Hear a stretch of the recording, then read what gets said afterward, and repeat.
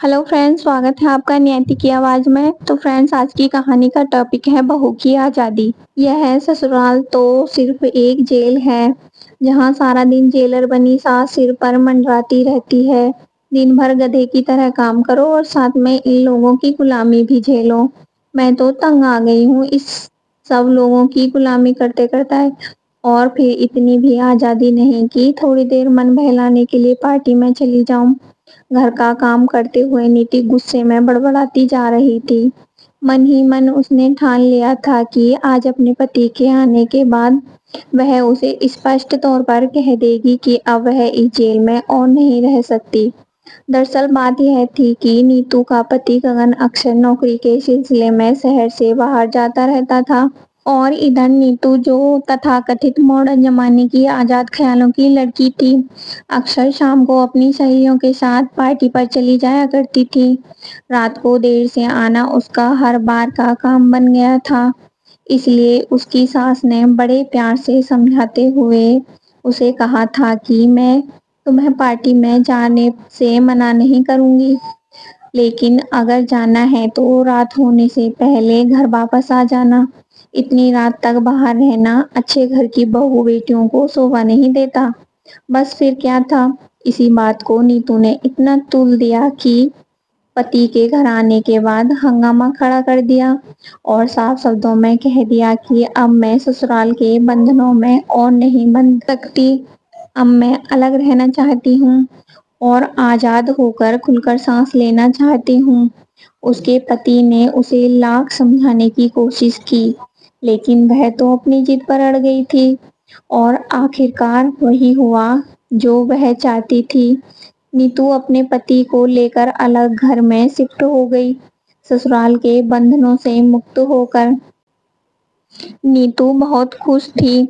शुरू शुरू में उसे सब कुछ बहुत अच्छा लगता था, लेकिन धीरे धीरे घर की सारी जिम्मेदारियों ने उसकी अकल पर पड़े हुए पर्दे को हटाना शुरू किया। डोर बेल बजने पर दरवाजे पर कौन आया है, यह देखने की जिम्मेदारी अब सिर्फ उसकी थी, क्योंकि अब उसकी सासू माँ यह सब संभालने के लिए उसके साथ नहीं थी। घर में कौन सा राशन खत्म हुआ है और कौन सा नहीं, इस बात की चिंता भी अब नीतू को ही करनी पड़ती थी।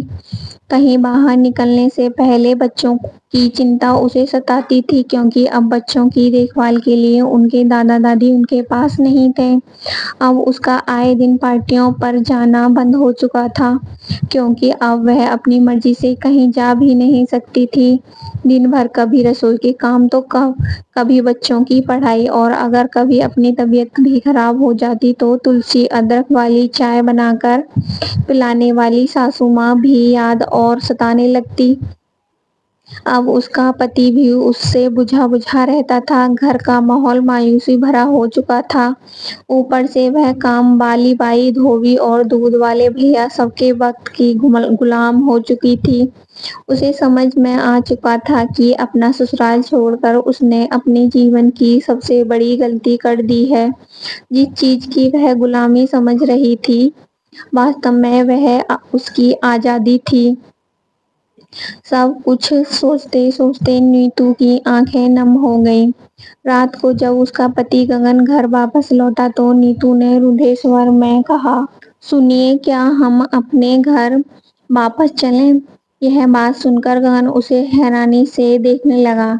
शायद उसे अपने कानों पर यकीन नहीं हुआ। क्या मतलब?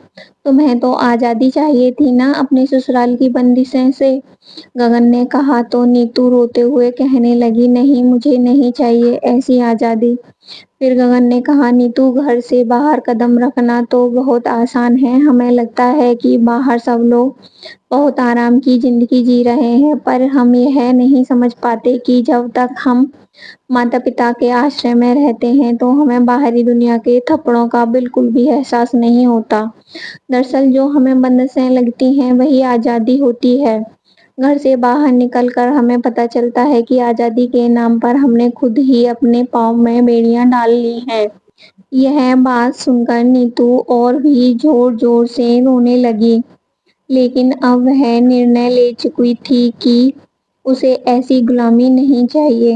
اگلے دن اپنے پتی اور بچوں کے ساتھ واپس اپنے سسرال پہنچ گئی اور اپنے ساس سسر سے معافی مانگنے لگی۔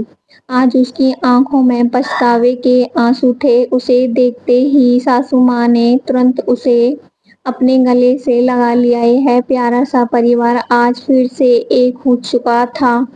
اپنی ماں جیسی ایک اور ماں کو میں نے پایا ہے، اسی ممتا اور اسی پیار کو میں نے یہاں بھی پایا ہے۔ کیسے فخر نہ کروں اپنی قسمت پر آج میں۔